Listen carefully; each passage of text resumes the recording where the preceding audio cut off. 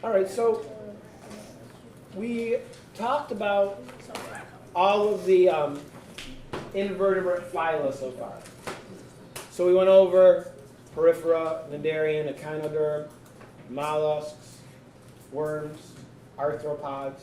And so what's left for us in this section is to talk a little bit about some examples of those different invertebrates. And we're going to look at some examples, okay, of some of these. And today we're going to be looking at examples of insects. Insects are a type of arthropod. So within the arthropod phylum, one class is insects. And insects have some characteristics in common. So insects have what we call 3 body sections. Their body's divided in sort of 3 regions. And that's what 1, 2, and 3 are labeled here. Now what do you think, if you look on that diagram, what do you think part 1 is called? This is the one you probably could guess. Yeah, that's the head. So the first part, number 1, that's the head region. It contains the mouth. It contains the sense organs like the eye and the antenna. So 1, 2, and 3 are all head? They're all, no, 1 is the head. Second is the midsection of the insect. The helmet? It's called the thorax. So the middle section is the thorax. This is where all of the legs and the wings attach to that middle section, the thorax. And then the last section, the end of the insect, it's called the abdomen.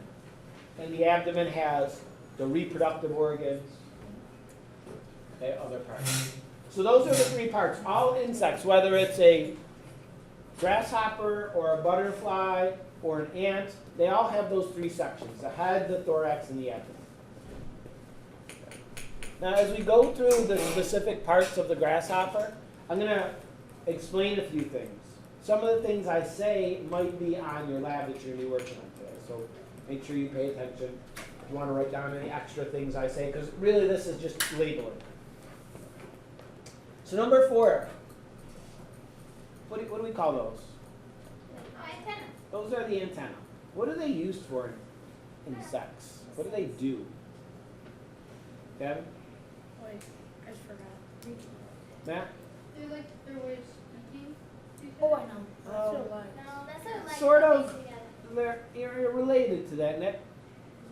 how do they feel stuff? Yeah, they're basically a sense organ, and they also can be used as a sense of smell, movement. Their antennae are taking information. Okay? That's what they do. Number 5 is pointing to what? The eye. Now, do you know anything about the eye of an insect? Oh, I know. James? There's a bunch of little experiments they see like maybe like every 50 or 40. Yeah, they have what's called a compound eye, which means their eye is actually made up of a bunch of tiny little structures. So it's hard really for us to say, well, what does it look like for a grasshopper? How do they perceive images? We don't really know. We can't tell. Sometimes you might see in like movies and stuff, they show like 50 little images, and that's, who knows what they actually do. But they have very small brains, insects, but somehow they take that information in from those compound eyes and process it. So that's the compound eye.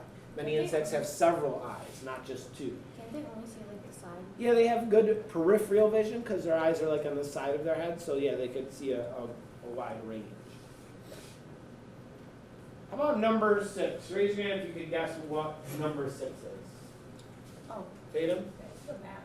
Yeah, and we actually call those something related. They're called the mouth parts. Oh, this is the image of the microscope of the grasshopper's eye. Okay, you can see those tiny little dots are each part of that compound eye. So the mouth parts. When you look at insects sort of under like a electron microscope, their mouths are really interesting. Is they have lots of different insects have different parts. Like some insects have little almost scissors that can cut through leaves because that's what they eat. Some have little things that almost look like little hands that they can manipulate food and put things into their mouth. Okay? Some have mouth parts used for like biting something and killing it. So it depends on what that insect eats. So that's why we just say like mouth parts in general, because it varies from insect to insect. Do every insect have all these 10 things? Yeah. No. Most, but not all. Number 7. So if you look, so in the abdomen of this grasshopper, and each segment, there's a little hole. Can you guess what those holes are used for? So maybe a couple things you might think of. Kind of. It's like how their insides like get breathe like because their skeletons like on the outside and they can't let in any oxygen. Yeah, those are called spiracles, and it's how insects breathe. They don't breathe like through their mouth. They have these little openings in their exoskeleton that lead to tubes that bring oxygen into their bodies.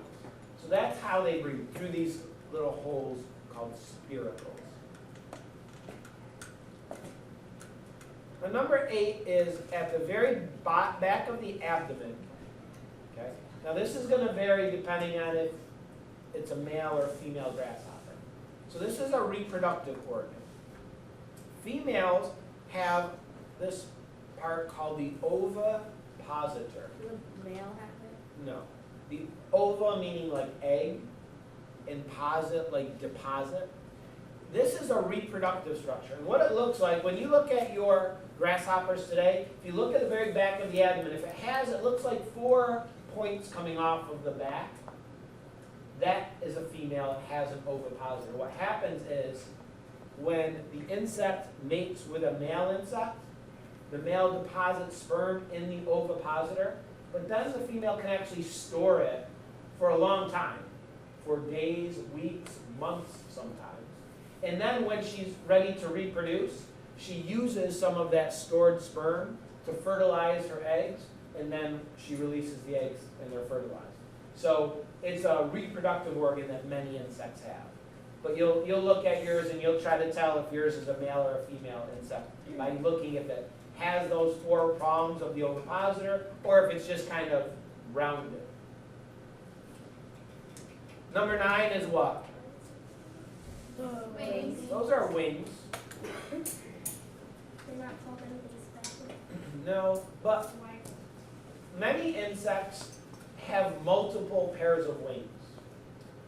For example, you're all familiar with a ladybug, right?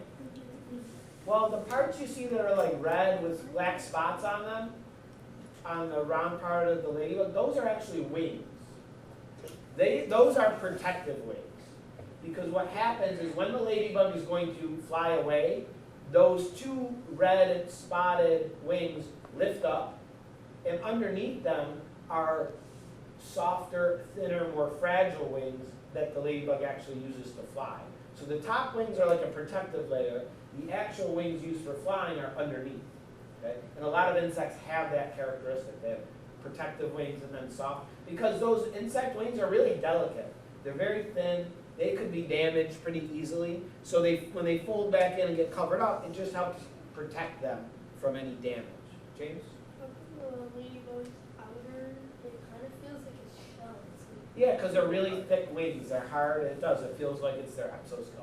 Soraya? Don't like most have just like layers to it? Have what? Have like more layers to it? Of the wings? Yeah. Yeah, some don't have a protective layer. Some do. Not all insects have wings. Obviously, like an ant, for example, doesn't have wings. Many insects do. So it depends on which exact insect we're talking about. We're sort of trying to talk about general insects. And last, number 10. The legs. Those are the legs. Now, insects all have a certain number of legs. Just like all insects have 3 body sections, all insects have 6 legs. All arachnids have 8 legs and 2 body sections. All crustaceans have 10 legs. So the number of legs is one of the things we use to classify something within the arthropods. But they're all arthropods. So yeah, and sometimes, like in an ant, the legs are all pretty similar. However, in a grasshopper, obviously, the hind legs are stronger and larger. They use it for propelling themselves off the ground so they can start to fly. So the legs sometimes vary in size and their structure. If we look, again, this is just a different view of a grasshopper. Again, you have the head, the thorax, and then the abdomen. See the sense organs, the eye, and the antenna. It also has a tympanal organ, which it uses for basically hearing. Wings, those openings called spiracles, and then obviously the legs. Okay. So, does anyone have any questions about insects in general or the grasshopper? Are we only going to read about grasshoppers? Yeah, so today you're going to be looking at some preserved grasshoppers. So we have some grasshoppers in a preservative that you can look at, and you're going to be looking for a lot of these structures that we just talked about. Okay.